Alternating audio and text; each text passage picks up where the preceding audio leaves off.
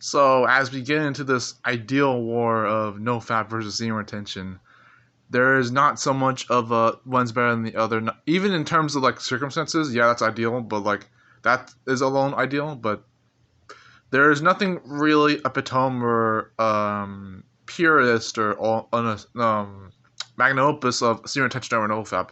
Nor is there nothing too um, out of the question of still doing retention over nofap. But there's the thing. Here is actually the thing: is that many people who finally, either in the short term or the long term, find a way to escape their PMO addiction, do they have to lament the idea of ever having anything to do with sexuality, go straight up monk mode, and never deal with the thing, not even have children or whatever, or even other experiences in life that entangle the idea of sexuality? And it's like, oh no, after what porn's done to me, I shall never be into this sexuality thing ever again. It's just that kind of stuff. It's like, for people who don't even have a porn addiction and they still abstain from sexuality and all that, and they're like, no, I couldn't get into that at all or ever, even again. Not the first time, not the next time. It's like a kind of thing where it's too. I'm not trying to shit on too much of the people, men and women alike. They're like saying, I couldn't do that because it robs too much for me, or wasted life force, or so-called the idea of virginity still being rare anyways, and so might as well make it work. So it's like the chastity still being a thing as well. Not just mine included, I guess. A little TMI there, maybe. As for this whole video anyways, but whatever.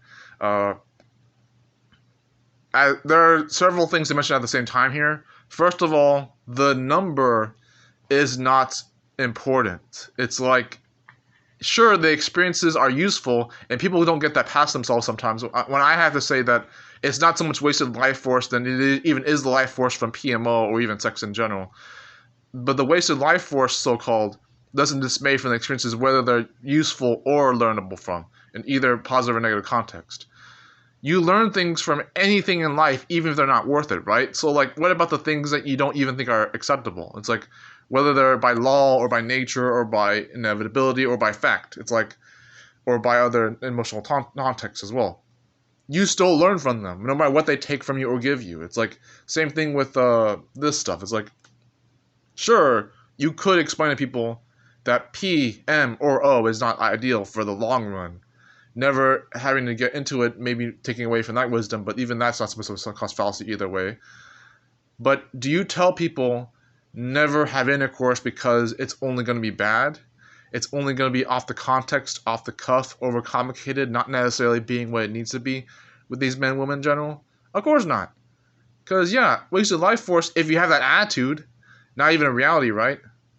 But then, like, the people who are like, I can never do that again if it robs from me, their other idea of a life force being that sex is not going to be good for them anyways. And I understand that. It's like, I even understand the wasted life force kind of idea. But it's like, you don't have to deliberately get into sexuality just to have experience and wisdom from it, either way. But at least it's there, right? At least it's there. At least it's possible. Not even to fall through with a supposed red pill perspective where it's like, oh, you'll always would prefer, not everyone would have to prefer this, but having to prefer those dating and sex experiences, and they're still not having to be what they could be. You learn from that anyways. You learn from it even if it was not a preference of yours to be able to have relationships or sexualities. And it's like, yeah. So with the nofap and semen retention thing, it's like, you're wondering if there's an epitome way to do this, and you shouldn't even have to worry about that. Approach your porn addiction the way you should, if you have to. Get rid of your get your absence ongoing. Get rid of your what I call this, your bad habits in terms of, yeah, whatever you have to do, we gotta do. Like, be on nofap if it at least helps you. Be on semen retention if it at least helps you. If it's something you can handle and not have so much of a remorse or regret for other things, then fine, go for it. I'm not saying that in terms of taboo or full throttles, and as per balance not always being key, but there is nothing that's better than one or the other. Everyone's experiences is different. I mean, made the last video about this, but it's like, no one will ever know this stuff any better than we will.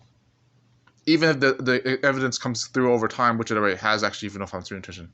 But that being said, do you have to discourage things that could already be bad for you with a certain attitude of it being bad, even if you're actually correct about that? No. You can find out for yourself if sexuality or even just the essence of your sexual energy, which is incorporated either through retention or being just whole with yourself, and that's not even supposed to be woo woo. It's literally as common sense as it gets.